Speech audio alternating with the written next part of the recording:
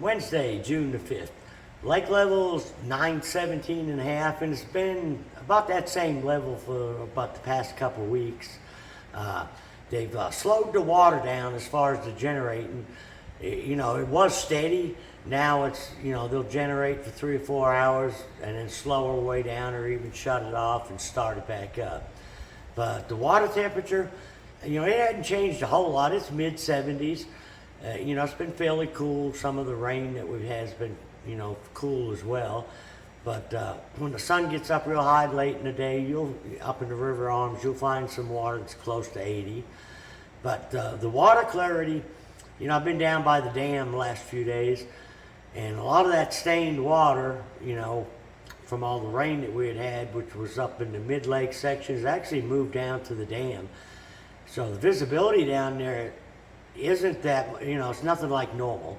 You got about 4 or 5 foot of visibility down there, where normally you got anywhere from 10 or even more. But, the bite, as far as I'll start off with Topwater.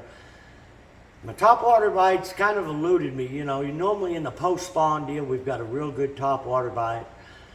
But about the only place I've got a consistent Topwater bite seems to be, from Baxter or Point 16 up towards Campbell Point.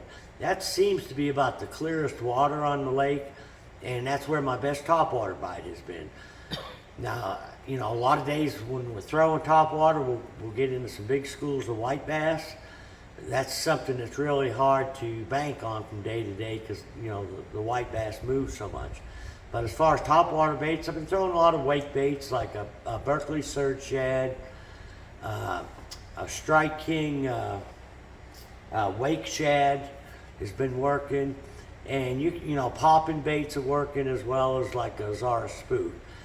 But I've been fishing early in the morning, off of the gravel flats, and that seems to, hold up till about 8:30, 9 o'clock in that Baxter area.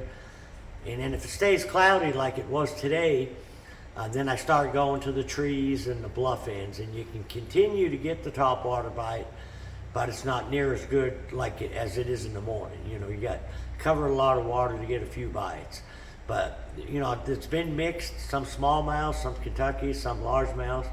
When I get out on that deeper stuff, it seems like it's primarily largemouth.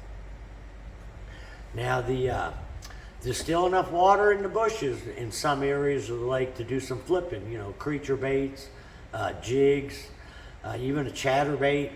There's still some shoreline grass in the water. You can throw a chatterbait around or in between some of the bushes. But it seems like a lot of the fish are starting to move out onto points, more headed to where they're going to spend the summer. Now, with the water temperature like it is, we haven't developed thermocline yet, and I don't think we will. Especially when they're generating a lot of water, you usually don't get a thermocline. But they've slowed the water down, and we start getting to a lot warmer days, get that water up around 80. I think we'll start getting a thermocline set up in that 25, 30 foot range, especially down lake. Right now, a lot of the fish I've been catching, down lake, have been anywhere from about 10 to 15 to 18 feet. It seems like for the most part, I'm setting the boat on a lot of them gravel points, anywhere from 20 to 25 feet. I'm keeping the boat. And we're using multiple different baits to catch them out there. But it seems like a lot of the conservation rock piles, the flat gravel banks where you got deep water on, close by, and a lot of these places are just outside the spawning pockets where the fish have moved back out. But, one of the baits we've been catching them on, still catching quite a few on tube. And you can throw, a lot of different colored tubes. This is a green pumpkin orange I've been throwing for weeks, but you can throw like the puke color, watermelon candy, watermelon red will work as well. And I'm putting either a 3/8 or a 1/4 ounce ball head up inside of the tube. And primarily fishing it on light line. Now, if I'm throwing a bait caster, I'm throwing a wobble head, either a 1/2 ounce to a 3/4, but the 1/2 ounce on the depth that I'm fishing seems to be working about the best. but you can throw a lot of different baits on it. I'm throwing this is a Zoom Magnum finesse worm, but you can also take like a baby brush hog, or a beaver style bait.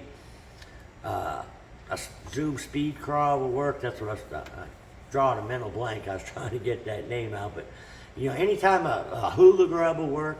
Anything with twin tails got a little bit of action. And it seems like you want to fish the bait, really slow. Another bait we've been fishing in the same area is a jig, and I've been using anywhere from a 1/2 ounce to a 5/8, and I've been throwing this missiles bait. It's called a headbanger, but it's a football style head, but unlike most football heads, kind of like the wobble head, this has got a tapered, comes down to a point. It's really good for in the brush piles. And I've been throwing a PBJ or a green pumpkin, a lot of the natural colors that you usually throw on table rock. And this particular one, I've got a twin tail hula grub on it, but seemed like you want something that's got some leg action on it, any kind of twin tail trailer. Now I'm starting to catch some drop shot fish, but most of them that are around the brush piles, they're not deep in the brush piles, they're on top of them. And it seems like they're anywhere from 18 to 25 foot deep. And I've been catching them on several different worms, but one that's been working real good is a missiles bait. It's a 4-inch mini worm. It's a John's Juice is the color. It's kind of like it's similar to like the Chompers brown purple lamb. It's got brown on the back, a little plum here. Another one is the PBJ.